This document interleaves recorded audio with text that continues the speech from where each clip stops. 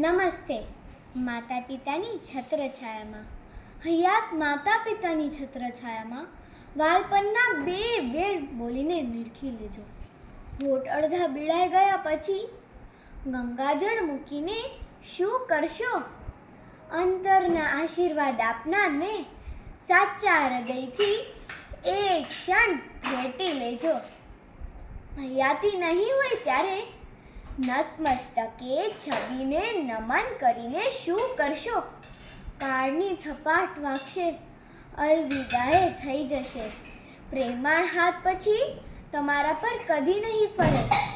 લાખ કરશો ઉપાય, તે વાત્સલ્ય લાવો નહીં મળે.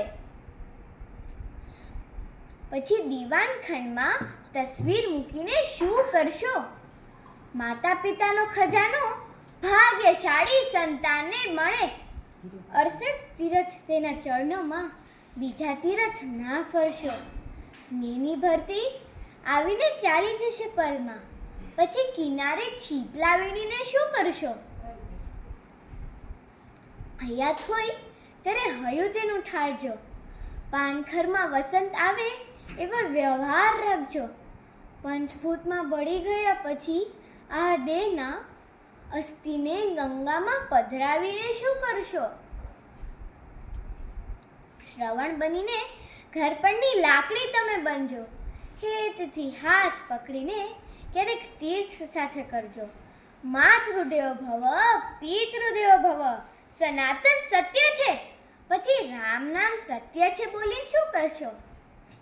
પૈસા